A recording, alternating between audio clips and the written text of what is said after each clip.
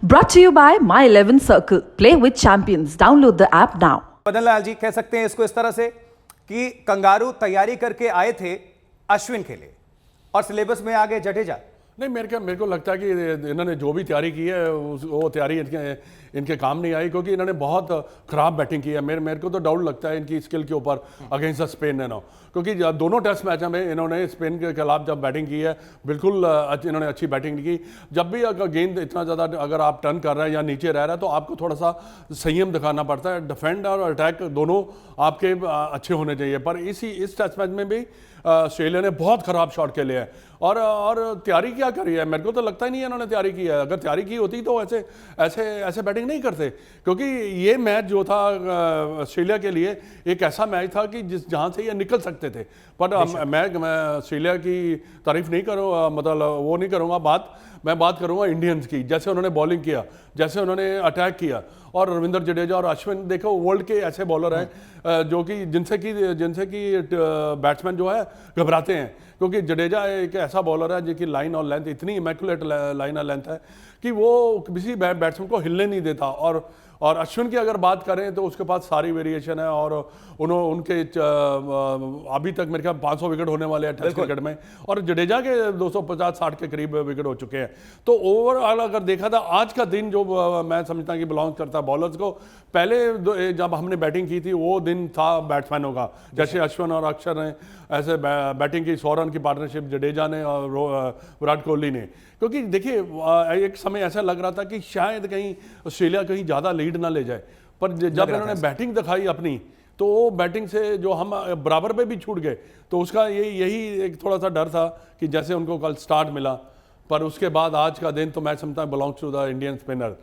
और दोनों मैच मैं समझता हूँ कि एक कहते हैं ना कि उसी वक्त पे ख़त्म हुए हैं जब लास्ट मैच भी जैसे ख़त्म हुआ था। बिल्कुल, सबसे बड़ी बात यह है कि कंगारू दुनिया का नंबर 1 टीम, कंगारू ये खिताब, ये किताब उनके नाम। लेकिन ये हाल, ये हश्र भारत के अंदर कंगारुओं को अगर हम देख रहे हैं किस तरह से ढेर हो गए, विक्रांत किस तरह से आप कहेंगे दोनों टीमों के अगर मनोबल की बात कर लें तो एक टीम की मनोबल अभी हाई, टीम इंडिया किस तरह से जोश में, लेकिन कंगारू आपको लगता है कि अब यहां से वापसी कर सकते हैं? मुश्किल होता है। देखिए उनके लिए वापसी का, जैसे मदन जी ने कहा ना, मौका यही था जब उन्होंने 263 बनाए तो इस विकेट पे वो अच्छा स्कोर था। भारत के 139 से 7 आउट हुए, वो मौका था। लेकिन जो होती रही, भारत मसला था 100 रन की लीड खा लेगा, 80 रन की लीड खा लेगा, 50 की खा लेगा, 1 रन की लीड करेगी। सो जैसे ही भारत वहां तक आ गया था, उसके बाद कल रात को डर लगा, उन्होंने स्टार्ट बनाए। बट यार एक सेशन में अगर आपकी 9 विकेटें गिर जाती हैं, जैसे मदनी ने कहा, आप कुछ तैयारी नहीं कर आए। आप क्रिकेट की जो, ऐसा नहीं है कि ऑस्ट्रेलिया के इससे पहले बैट्समैन इंडिया में नहीं आए। तो जो 2 कमेंटेटर्स हैं, मैथ्यू हेडन और मार्क वॉ, उनको शर्म आ रही थी कमेंट्री करते हुए, क्योंकि वो इंडिया में इंडियन स्पिनर्स को डोमिनेट करना जानते हैं। इनफैक्ट मैथ्यू हेडन कह रहे थे, यार ये किस तरह की क्रिकेट खेल रहे हो आप, जिसका दिल करता है रिवर्स स्वीप मार देता है, जिसका दिल करता है स्वीप मार देता है। आपको ये कॉमन सेंस होती है, दिल्ली में जहां पर बाउंस कम है, जिस भी विकेट पे बाउंस कम होगी आप उस विकेट पे स्वीप नहीं मारते हैं। अगर आपको स्पिनर को थोड़ा अटैकिंग क्रिकेट खेलना है तो आप निकल कर खेलें, आप निकल कर सामने मार दें, आप निकल कर मिड विकेट पे मार दें। आप अपनी डिफेंस को तो ट्रस्ट करें। जो बैट्समैन अपने डिफेंस को इन विकेटों पे ट्रस्ट नहीं करेगा, आशुतोष वो रन कहीं ओवर कॉन्फिडेंस तो भारी नहीं पड़ रहा है इस श्रृंखला में। दिक्कत है, लेकिन ऑस्ट्रेलिया खड़ा नहीं हो पाएगा। जब नंबर 1 का ये रुतबा लेकर चल रहे थे, कहीं ओवर कॉन्फिडेंस में तो नहीं थे? वही तो नहीं नजर आ रहा है, उसी का शिकार तो नहीं हो रहे? नहीं, ओवर कॉन्फिडेंस नहीं, अंडर कॉन्फिडेंस था ही नहीं। ये डर के आए हैं। वो सुनील गावस्कर बड़ी अच्छी बात बोलते हैं कि ये तंबू में ही हार के आए। तंबू में हार के आए मतलब मैच शुरू होने से पहले जहनी तौर पर जिन्होंने अपनी हार मान ली थी।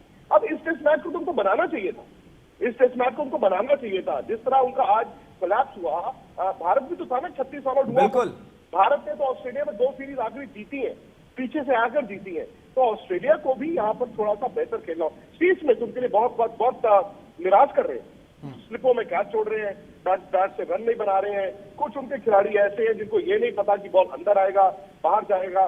भाई एक जमाना था तब लोग जाते थे ऑस्ट्रेलिया टीम में, वो भी 3 के दिन में हारती उनके तेज गेंदबाजों के सामने, शेन वॉर्न के सामने। लेकिन आज हकीकत उल्टी है, गंगा उल्टी चल रही है। बिल्कुल, विक्रांत मदन लाल जी हमारे साथ जुड़े हुए हैं, आप इनसे चाहें तो बात कर सकते हैं। लेकिन एक मेरा सवाल अपना व्यक्तिगत, हालांकि सवाल सभी का है, उंगली भी उठ रही है केएल राहुल को लेकर, चाहे फर्स्ट इनिंग हो, सेकेंड इनिंग हो। बहुत लोगों ने ट्वीट भी कर दिया है, उनको टारगेट पर भी रखा जा रहा है केएल राहुल को, लेकिन खेलना होगा। अब जिम्मेदारी भरी पारी कहीं ना कहीं उनको दिखानी होगी। नहीं, मुझे लगता है कि वक्त जा चुका है। अगर आप फेयर सिलेक्शन की बात करते हैं, वेंकटेश प्रसाद ने जो बात उठाई है, ठीक है, वो थोड़ा सा शायद ज्यादा ऐसा लगा कि उन्होंने एक पर्सनल अटैक किया, लेकिन हकीकत ये है, अगर आप 50 के करीब टेस्ट मैच खेलते हैं, आपके रन सिर्फ इतने हैं, तो आप इतने बड़े प्लेयर नहीं है। रन विराट के भी नहीं है, रन पुजारा के भी नहीं है, रन रहाणे के भी नहीं थे, लेकिन उनको लंबी रस्सी इसलिए मिलती रही क्योंकि वो बड़े प्लेयर थे, उन्होंने रन बनाए हुए थे। तो केएल राहुल, अब देखिए दो टेस्ट मैच की टीम चुनी गई थी, अब सवाल यह है कि तीसरे और चौथे टेस्ट मैच की टीम चुनी जानी है। चेतन शर्मा चीफ सिलेक्टर है नहीं, अब जो नए सिलेक्टर आए हैं चारों, क्या इनमें इतना दम है कि ये टीम मैनेजमेंट के खिलाफ जाए?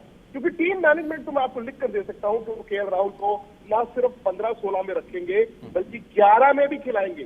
सो दी ओनली वे आपके सिलेक्टर अगर दम दिखा सकते हैं वो है अगर वो केएल राहुल को तीसरे और चौथे टेस्ट मैच की टीम से ड्रॉप कर दे। अगर वो ड्रॉप होंगे तो ही वो 11 से बाहर होंगे, लेकिन आप लिख के ले लीजिए, अगर सिलेक्टर्स की नहीं चली, टीम मैनेजमेंट की चली, तो वो ना सिर्फ 16 में रहेंगे बल्कि वो 11 भी खेलेंगे। WTC वर्ल्ड टेस्ट चैंपियनशिप, उसके मद्देनजर हमने दोनों टेस्ट मैच में देखा हमारे गेंदबाजों का शानदार प्रदर्शन, बल्लेबाजी में भी ठीक ठाक रहा, गेंदबाजों को उनका दबदबा में ज्यादा देखने को मिला। आपको क्या लगता है, यहां से कोई बदलाव की स्थिति या फिर कहीं और संशोधन करने की गुंजाइश, कोई और तैयारी की गुंजाइश, या फिर टीम यही रहेगी? वर्ल्ड टेस्ट चैंपियनशिप जब आप जाएंगे वहां पे कंडीशंस अलग होंगी। वहां पर ओवन में आप खेल रहे हैं, इंग्लैंड में खेल रहे हैं, वहां पर आपको बैटिंग का एक डिफरेंट स्किल सेट चाहिए होगा। वहां पर आप 3 स्पिनर्स नहीं खिलाएंगे। द मोमेंट आप कहते हैं कि 3 स्पिनर्स अश्विन, जडेजा और अक्षर पटेल न सिर्फ गेंदबाज के तौर पर इन पिचेस पर घातक है, बल्कि आशुतोष को बैट से नीचे आके रन भी बनाते हैं। सो द मोमेंट आप वहां पर ज्यादा से ज्यादा 1 या 2 ओवर में परहैप्स मदद भी जानती है, 2 स्पिनर अगर आप खिला भी लेते हैं तो चलिए ठीक है। वहां पर आप तेज गेंदबाजी, क्या जसप्रीत बुमराह फिट होंगे? मोहम्मद सिराज, मोहम्मद शमी जबरदस्त गेंद कर रहे हैं, अगर बुमराह भी आ जाते हैं तो आपका फास्ट बॉलिंग यूनिट तैयार हो जाता है।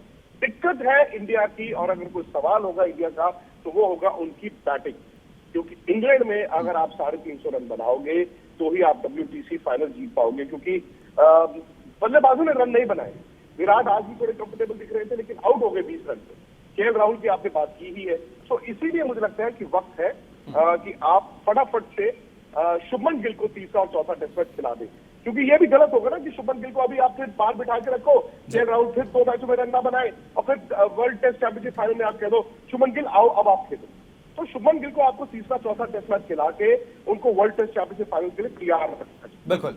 मदन जी, क्या आपने कभी देखा था इतिहास में 2 टेस्ट मैच, चलिए एक मैच में हम समझ सकते हैं कि 2.5 दिन में खत्म हो गया, दूसरा टेस्ट मैच सेम रिजल्ट, उसी तरह से आपने आत्मसमर्पण कर दिया, एक तरह से सरेंडर कहना ही इसे कहेंगे। 2.5 दिन के अंदर आपने कुछ सबक नहीं लिया किसी भी डिपार्टमेंट में, चाहे बॉलिंग हो या फिर बैटिंग हो, क्षेत्ररक्षण, बहुत सारी चीजें आपने मिस की।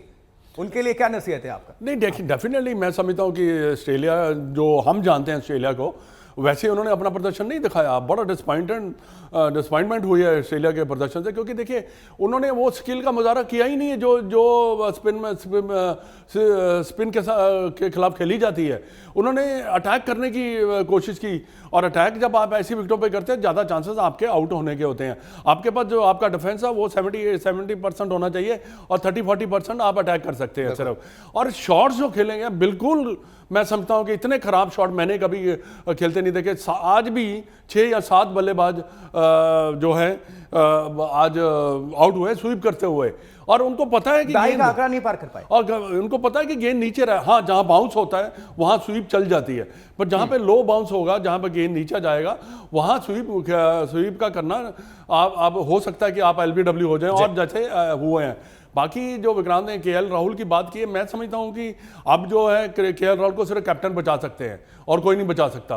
और एक और मैं बात यहाँ कहना चाहूँगा केएल राहुल के लिए, कि हो सकता है कि ये अगर ये ना खेले, अगला मैच ड्रॉप हो जाए, तो उसके लिए अच्छा होगा। ये मेरा कहने का मतलब है कि देखिए कई बार आप आउट ऑफ फॉर्म चल रहे हैं, आपको पता नहीं लग रहा कि क्या हो रहा है। ऐसा नहीं है कि वो बुरा प्लेयर, कई बार जब खिलाड़ी ड्रॉप होते हैं तो बहुत लंबे वक्त के लिए भी ड्रॉप होकर रहना पड़ता है। जो अच्छा खिलाड़ी होगा वो वापसी करेगा, अगर उसके मन में डिटर्मिनेशन है कि मैं दूसरे खिलाड़ी अच्छा परफॉर्म कर जाते हैं। हाँ जी, क्योंकि दूसरे खिलाड़ी अच्छा परफॉर्म नहीं, कर जाते हैं, दबाव उन पर आपको है। दूसरे खिलाड़ियों की तरफ नहीं देखना, आपको अपने तरफ देखना है, कमबैक के लिए अपने तरफ देखना पड़ता है। विक्रांत, अब अगला मैच कंगारुओं की रणनीति, कुछ तो यहां से चेंज हमें देखने को मिलेगी। हालांकि उम्मीद यही कही जा रही थी कि पहला जब वो हार चुके हैं तो दूसरे में कुछ तो वो जुझारूपन दिखाएंगे, बिल्कुल नदारद रहा और नतीजा यही हुआ कि 2.5 दिन के अंदर, यानी कि दर्शकों ने 5 दिन के पैसे दिए थे, वो 2.5 दिन में उनके पैसे। अब इसको किस तरह से आप कहेंगे, अगला मैच नई रणनीति या फिर किस तरह से आप इसको देखते हैं? नहीं, देखिए उनके पास मिचेल स्टार्क अवेलेबल हो जाएंगे, उनके पास कैमरन ग्रीन अवेलेबल हो जाएंगे, लेकिन दिक्कत तो उनकी गेंदबाजी नहीं है ना, दिक्कत है उनकी बैटिंग। अब इन गेंदबाजों ने बुरा तो बॉल नहीं किया, 3 स्पिनर्स खिलाए, तीनों ने काम किया। वो एक तेज गेंदबाज के साथ खेले जो कि बड़ा रेयर है, लेकिन चलो वो भी उनका चल गया। दिक्कत बैटिंग है, बैटिंग का ऑप्शन ही नहीं है। अब डेविड वार्नर वैसे भी आउट ऑफ फॉर्म चल रहे थे, उनका फ्रैक्चर उनको आ गया है, वो तो वैसे ही अवेलेबल नहीं होंगे। और अगला मैच है इंदौर। अच्छा, इंदौर की जब आप बात करते हैं, इंदौर आमतौर पर अच्छी विकेट, पाटा विकेट गिनी जाती है, लेकिन भाई साहब ये टेस्ट सीरीज में इंडिया पाटा विकेट नहीं देगा। वहां पर भी आपको यही ड्राई विकेट मिलेगा, स्पिनर का विकेट मिलेगा। हाँ, थोड़ा सा गैप है। अब 2.5 दिन का गैप तो उन्होंने अभी ये ले ही लिया है, उसके बाद भी गैप है। 1 तारीख से अगला टेस्ट मैच है, तो आपके पास इतने दिन है कि आप तैयारी करें या फिर आप ब्रेक लें, वो समझ नहीं आता। काश उन्होंने जब शेड्यूल बना था तो बीच में 2 या 3 दिन का मैच मांगा होता। आज ये रिवाज हो गया, विजिटिंग टीम कहती है हमें मैच नहीं चाहिए, साइड के मैच चाहिए होते हैं आपको। साइड मैचों में वो कहते जी विक्रांत, सबसे ज्यादा आपको चूक या कमी कहां से लगती है? क्या ये पढ़ नहीं पाए हमारे गेंदबाजों को, या फिर सिर्फ डेविड वार्नर और स्टीव स्मिथ के भरोसे आए थे और उनका बल्ला नहीं चला इसलिए नतीजा ये हो गया? नहीं, उनके पास स्किल नहीं है। जो मदन जी ने कहा, उनके पास स्किल ही नहीं है, और स्टीव स्मिथ का ना चलना एक बड़ा फैक्टर है। उनके पास वो स्किल नहीं है, प्लस आप अपनी गेम को ट्रस्ट नहीं कर रहे हैं। आप अगर स्पिनर को खेल रहे हैं तो कहते हैं 2 चीजें आपके पास होनी बड़ी जरूरी है, कूल माइंड, सॉफ्ट हैंड। यानी कि आप ढीले हाथ से खेलते हैं और आप ठंडे दिमाग से खेलते हैं, प्रेशर नहीं आने देते। लेकिन ये हड़बड़ाहट में खेल रहे हैं, पहले से ही प्रेशर पे आए थे, मारी जा रहे हैं, रिवर्स स्वीप पे रिवर्स स्वीप मारी जा रहे हैं। इसका मतलब ये है कि इनके पास हथियारों की कमी है। मदन जी कुछ कहना चाहते हैं आप? नहीं, देखिए बेसिक नॉलेज बहुत ज़रूरी है कि जब आप स्पिन को खेलते हैं।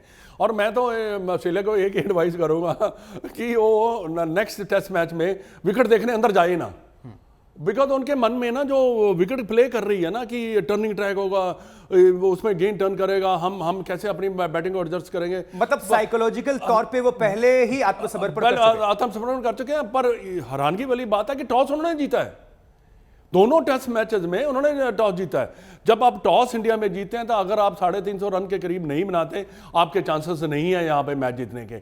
और देखिए, आपने टॉस जीत के भी बैटिंग खराब की है, तो उसमें क्या एक्सक्यूज है? उसमें कोई वैसे भी दर्शक वहां पर लिख रहे थे और तमाम उनको ट्रोल भी किया जा रहा था ऑस्ट्रेलियंस को कि टॉस आप जीते, मैच हम जीतेंगे, हमें मैच से मतलब है। विक्रांत हमारे साथ हैं?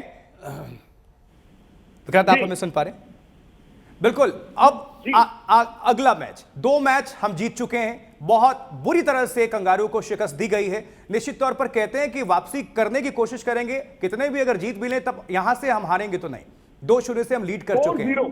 बिल्कुल, 4-0 प्रेडिक्शन 4-0 नहीं है वो देखिए, आप और हमने जब प्रेडिक्शन किया था जडेजा के लिए कि मैन ऑफ द मैच होंगे, पहले वो हो गए थे, और दूसरे मैच में भी आई थिंक अभी तक अनाउंस अगर हुआ हो तो शायद जडेजा का ही नाम होगा आगे, क्योंकि विकेट भी चटकाए हैं और रन भी बनाए। उनका ही नाम होने वाला है, सीरीज भी होंगे, मैन ऑफ द सीरीज भी होंगे। वो ऑस्ट्रेलिया का तो वही है ना कि इन तिलों में तेल नहीं दिख रहा। मुझे नहीं लगता कि वो वापसी कर पाएंगे। वो खुद भी जानते हैं कि तंबू में हार कर आए हैं, मैदान पर भी वो हार ही मान कर आए।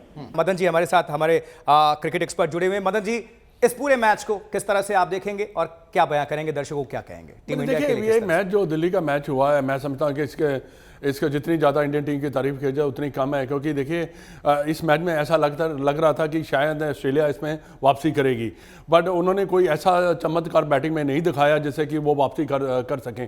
पर full marks to Indian team, क्योंकि देखिए उनका जो बैटिंग है उन्होंने की है इस विकेट के ऊपर। जब वो सेकंड बैटिंग कर रहे थे तो हम ऐसे लग रहा था कि शायद ऑस्ट्रेलिया जो है 70-75 रन की लीड ले जाएगी, पर जो अक्षर पटेल और अश्विन ने बैटिंग की है और हमें एक ऐसी स्थिति पर पहुंचा दिया जहां पे हम उनको लीड ही नहीं मिली कोई, जो कि बहुत बड़ी बात है। मैं कहता हूं अगर ऑस्ट्रेलिया 40-50 या 60 रन ऊपर चले जाती है तो टोटल डिफरेंट बन जाता है और कॉन्फिडेंस लेवल भी थोड़ा सा डिफरेंट होता है ऑस्ट्रेलिया का। पर उसके बाद जो जैसे मैंने बताया कि कल थोड़ा सा डर लग रहा था कि कहीं 250-300 रन भी बना के तो मुश्किल पैदा कर सकती है। पर ये जितनी भी जो भी है, ये जो टेस्ट मैच है ऑस्ट्रेलिया ने बहुत खराब क्रिकेट खेली है, और अगर इंडिया की बात करें तो champion, they played like a champion. लेकिन कहते हैं ना, यही कह सकते हैं, अंत भला तो सब भला। टॉस उन्होंने जीता जी, मैच हमने जीता, बस क्या चाहिए। टीम इंडिया के जो प्रशंसक हैं खुशी से झूम रहे हैं। सीरीज में 4 मैचों की सीरीज में 2-0 से टीम इंडिया आगे हो चुकी है। अगला मैच है इंदौर में, इंतजार करते हैं और उम्मीद करते हैं कि वहां भी हम जीतेंगे। और विक्रांत ने भी प्रेडिक्शन दे दिया और हम सब ने भी कि 4-0 से टीम इंडिया इस सीरीज में कंगारुओं का क्लीन स्वीप यानी सफाया करने जा रही है। मदन जी, आपने वक्त दिया, हमें ज्वाइन किया, बहुत बहुत शुक्रिया। मैच से जुड़े आपके हर सवाल का हम देंगे जवाब। जानने के लिए हर update, live analysis, special interviews download कीजिए स्पोर्ट्स तक ऐप।